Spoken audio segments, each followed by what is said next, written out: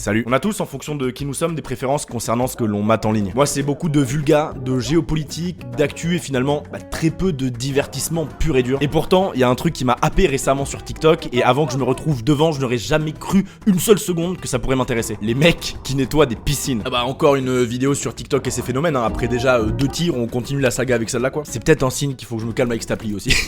Et là, tu te dis... Mais tu t'es perdu ou quoi? Ouais, alors ça peut paraître très con, mais si c'est assez dingue pour que le New York Times ait fait un article sur ça et qu'on soit à peu près tous un jour tombés dessus, c'est que ça va bien plus loin qu'une simple traîne passagère et que ça va toucher jusqu'au fonctionnement même de notre cerveau de gros singe. Tu peux avoir n'importe quel goût en matière de divertissement et de consommation de vidéos, c'est imbattable. Vous avez déjà vu des vidéos de mecs qui nettoient des piscines comme ça?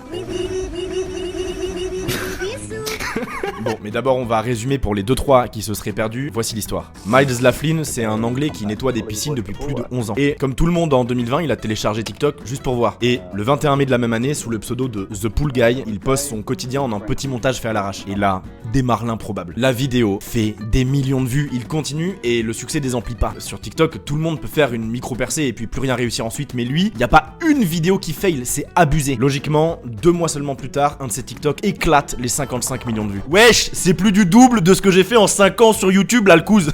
On ne l'arrête plus. Un autre où il verse du sel dans une piscine franchit les 80 millions de vues. Et finalement, le 5 mai 2021, quasiment un an jour pour jour après avoir créé son compte, une vidéo fracture tout, atteignant les 143,5 millions de vues. Ça, c'est ma fusée, enculé de ta mère. Bon alors, soit tout le monde est devenu fan de piscine, soit il y a autre chose. En réalité, si The Pool Guy est un des plus connus, plus on avance dans le temps, plus des activités qu'auparavant on aurait qualifiées de complètement osef se mettent à faire des chiffres records. Un mec qui nettoie des tapis, let's go les millions de vues. Des gars qui passent le Karcher sur des trottoirs, allez pourquoi pas. Mais alors...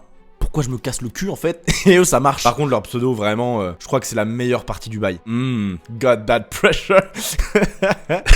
Ok, on leur file même un nom tellement le phénomène prend de l'ampleur. Les cleanfluencers. Non mais enfin oui, je vous avais dit ça va partir très loin. Et vous allez le voir, il y a un vrai truc derrière. La conférencière senior en sociologie à l'université de Londres. Héritière légitime du trône de fer, reine légitime des Andales et des premiers hommes, protectrice des 7 couronnes, mère des dragons, Calicie de la grande mère. Stéphanie Alice Baker s'est penchée sur le sujet. Alors, le premier truc auquel on penserait tous, c'est l'effet de surprise. Le choc du avant-après, un truc qui a notamment déjà fait ses preuves dans le milieu du fitness. Un mastuillé. Mastu a révélé qu'il s'était transformé en tank. Qu'est-ce que c'est que ce truc? Mais en fait ça va même plus loin que ça, parce que ce qui se dessine c'est qu'avec ces vidéos on ne skip pas juste à la fin pour voir le résultat. On reste durant tout le processus. Tout ce contenu étonnamment prenant rentre dans une catégorie bien plus vaste qui joue avec nos émotions primaires. Les vidéos satisfaisantes. Et je suis certain que vous voyez tous de quoi je parle. Et rien que ça déjà c'est balèze. Même quelqu'un qui consulte peu les réseaux sociaux voit de quoi on parle. Toutes ces vidéos qui représentent une sorte d'accomplissement, de maîtrise parfaite d'une action qui apaise en fait autant qu'elle captive. C'est presque aussi satisfaisant que ce sentiment que l'on a quand notre téléphone vient de s'écraser au sol et qu'on le ramasse intact. Fallait la trouver celle-là pour vous parler de Rhino Shield qui sponsorise cette vidéo. Vous savez que je bosse avec eux depuis l'Ukraine maintenant et que j'ai une collection chez eux qui vous plaît de fou d'ailleurs. Ils ont des coques et des protections pour écran parmi ce qui se fait de plus robuste sur le marché pour protéger vos appareils. Aussi bien vos smartphones que vos AirPods ou vos Apple Watch. Puis si vous n'êtes pas fan de mes designs, bon bah déjà je vais vous démarrer. Mais en vrai ils ont des collections avec DBZ, la NASA, la NBA, Assassination Classroom ou Naruto Shippuden qui sont d'ailleurs elles personnalisables. Bref, il y en a pour tous les goûts. Et à partir de maintenant et jusqu'au 1er décembre, c'est le Black Friday chez eux avec jusqu'à moins 60% sur tout le site. Et à ça, vous pouvez cumuler le code PUESH pour les prochaines 48 heures uniquement pour obtenir moins 10% supplémentaire. Ah bah je vous jure, ça aussi c'est satisfaisant. Bon, revenons au sujet principal, le phénomène n'est pas nouveau. Un des subreddits les plus consultés au monde est /oddly satisfying, suivi par plus de 6,2 millions de personnes. En tout cas, c'est assez vendeur pour que des tonnes de youtubeurs y consacrent des vidéos. Mais c'est vraiment le format TikTok qui a propulsé le style à un autre niveau, avec le hashtag oddly satisfying qui cumule, tenez-vous bien sa race, 47 milliards de vues, roulant mais allègrement sur des trends pourtant turbo populaires. Le truc, c'est qu'on n'est pas encore certain de pourquoi ça marche autant. Ah le bâtard, il nous a douillé avec son titre. Très belle imitation de vous, vous noterez. J'aime bien vous imaginer comme ça derrière les écrans. Ouais. Non mais... il y a une théorie qui existe. Selon le professeur en sciences biopharmaceutiques à l'université de Virginie, Craig Richard, ces vidéos pourraient nourrir notre soif inconsciente d'apprendre pour survivre. Oh là, qu'est-ce que quoi? Oh, qu'est-ce que c'est que ce truc là? Je m'explique. Notre cerveau n'a pas beaucoup évolué depuis l'époque où on crevait à 30 ans de s'être ouvert sur un caillou. Or pour nos ancêtres, il était vital de sans cesse apprendre de nouvelles compétences et de nouveaux savoirs. Et ça passait essentiellement par la visualisation de quelqu'un effectuant une action en particulier pour en tirer un enseignement. Richard explique, nous sommes câblés pour regarder des mains nous montrer quelque chose ou nous expliquer quoi que ce soit pas car ça pourrait nous aider à survivre à un moment ou à un autre. Même si on ne s'exécutera jamais, notre cerveau aurait besoin de voir les autres faire et inconsciemment se brancherait pour emmagasiner du savoir, nous mettant dans cette espèce d'état de captivation. Il y a des mecs qui construisent des maisons en terre sur YouTube et ça fait des dizaines et des dizaines de millions de vues, dont la mienne, j'avoue. Les programmes culinaires, de trucs que tu ne goûteras jamais ni ne cuisineras jamais, font des cartons d'audience depuis que la vidéo existe. Et enfin, tout ce qui est du ressort des situations improbables, style les couteaux à 1000 degrés qui coupent des trucs, tout et n'importe quoi, dans des broyeurs et des presses hydrauliques, titille ta curiosité comme s'il t'était vital de savoir ce qui allait se passer, alors qu'on s'en fout au fond. Non mais c'est abusé. C'est comme si ton cerveau te disait de cliquer, qu'il fallait absolument avoir cette information à tout prix, de pouvoir comprendre comment se comporte tel ou tel matériau. Mais dans le business du satisfaisant, il y en a un qui est devenu une légende. Au point que Netflix lui a dédié un reportage entier et que son nom fait encore vendre pour des centaines de milliers, peut-être même des millions de dollars de produits à son effigie. Bob Ross. Here. This is your bravery test. Take the corner of the old 2-inch brush and let's just begin laying in a basic shape here. Bob Ross est légendaire et probablement celui qui a le mieux fonctionné parce qu'il est à la parfaite jonction de ce qui apaise les gens. Parce qu'il est à la fois un des représentants de cet accomplissement par procuration avec son émission, The Joy of Painting, dans les années 80 et 90, où on le voyait super rapidement et efficacement peindre des paysages de base, satisfaisants à regarder pour les raisons que l'on a expliquées. Mais ça, il était pas le seul. Mais du coup aussi, parce qu'il a été un des pionniers du second pilier de la détente sur internet avec sa voix sensuelle et son attitude généralement très posée, l'ASMR. Non, Simon, pas toi, pas les bruits de bouche, enfoiré. Ne paniquez pas tous les misophones qui matent la vidéo, je vais pas vous mettre des bruits trop chelous, c'est promis. Ou peut-être pas.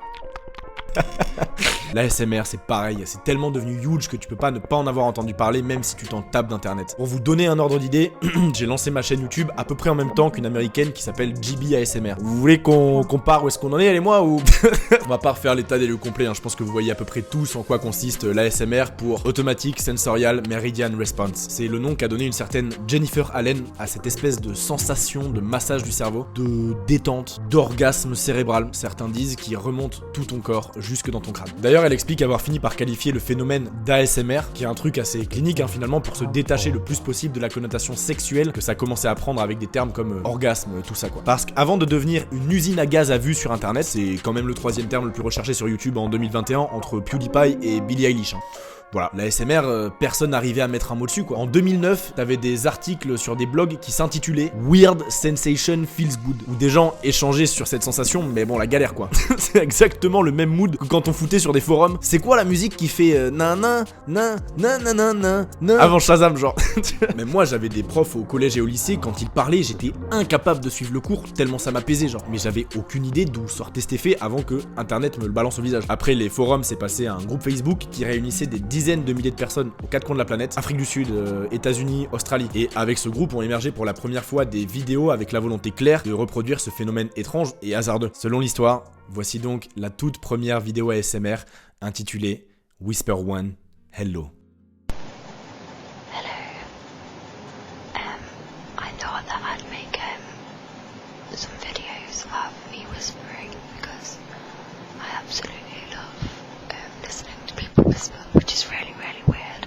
But I just La boîte de Pandore était ouverte. La suite on la connaît, YouTube devient un monstre d'audience et le phénomène est embarqué avec des milliers de vidéos uploadées chaque jour avec leurs propres trends, leurs propres acteurs et actrices. Et ce qui est assez dingue, c'est de se dire que c'est peut-être bien la première fois qu'Internet a permis de révéler un nouveau sentiment. C'est compliqué de prouver à l'échelle collective l'existence de sensations métaphysiques. Mais bon, quand des centaines de milliers de personnes commencent à y être sensibles, la science peut que s'aligner. Craig Richard, le mec dont on parlait plus tôt là, s'est aussi penché sur le cas de la ASMR et a parlé avec Allen, la meuf qui a trouvé le nom. Et avec d'autres chercheurs, il mène des études pour comprendre ce phénomène qu'on ne peut pas nier, mais que la science n'a pas encore rattrapé. Bon, direct, la réponse n'est pas aussi facile à théoriser que les vidéos de construction ou de démolition avec des avant-après dont on tirerait un savoir inconscient. Pour la ASMR, il y a que quelques dizaines d'études sérieuses. Alors, certains y voient un lien avec la synesthésie, c'est le fait d'associer des sens et des stimuli entre eux. D'autres parlent des neurones miroirs qui seraient impliqués. On voit quelqu'un faire quelque chose et notre cerveau nous fait partiellement ressentir l'action que l'on voit. Bref, on fait passer des IRM, on interroge la sociologie et on construit des hypothèses. Mais il y en a une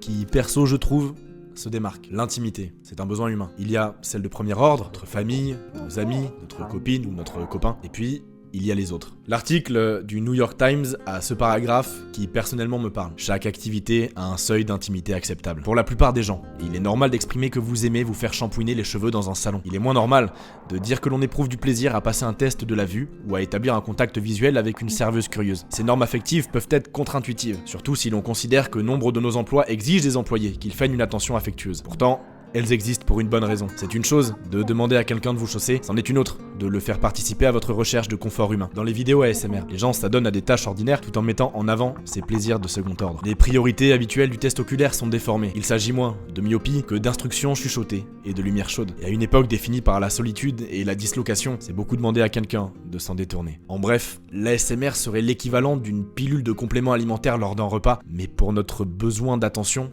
et de confort. Une pilule d'autant plus nécessaire que ces 2 dernières décennies, les écrans ont eu tendance à nous éloigner physiquement les uns des autres. Ces 4 lettres décriraient alors de l'intimité en vidéo. On comprendrait alors pourquoi, d'après une récente étude épidémiologique autour du phénomène, que les 3 déclencheurs en trio de tête soient les chuchotements, les attentions personnelles et les mouvements lents. Alors, je vous l'accorde, c'est clairement moins explicite comme réponse que celle du besoin primaire d'apprendre de nos premières vidéos satisfaisantes. Et puis tout ça reste des hypothèses. Puis il reste énormément de gens qui sont insensibles et trouvent juste ça cringe en fait. Mais c'est indéniable que la ASMR gagne du terrain. Et pourtant, il y a pas si longtemps, et même encore un peu maintenant, je pense, c'était bizarre de dire qu'on en écoutait, comme s'il y avait une espèce de connotation chelou, un peu perve. Alors que bon, moi perso, je saigne un daron qui s'appelle Selmar. Ok, c'est le reveal. Oui, c'est bien Marcel à l'envers. Bon, pensez-en ce que vous voulez, mais je vous assure que c'est pas mon kink, hein, je vous le dis de suite. Mais enfin, il reste un dernier point commun qui explique en partie le succès de toutes ces vidéos qui vous embarquent, vous et votre inconscient, satisfaisante ou ASMR. C'est qu'elles sont inoffensives. C'est une sorte de balade virtuelle en fait. Tout ce que l'on voit sur internet nous demande de nous concentrer, de suivre quelque chose, même lorsqu'il s'agit d'un simple divertissement, il y a quelque chose à comprendre. Et je cite encore parce que je peux pas mieux le dire. Une grande partie du monde en ligne est conçue pour susciter l'agitation, se nourrissant de la peur, de l'anxiété et de la colère. Clickbait sur l'indignation, pornographie des catastrophes, médias sociaux induisant la peur de rater quelque chose. Internet lui-même est stressant, avec ses alertes à points rouges et ses onglets ouverts en manque d'attention. Le satisfaisant pourrait alors se définir comme tout ce qui est apaisant, lent et non interactif. Autrement dit, tout ce que le reste d'Internet n'est plus.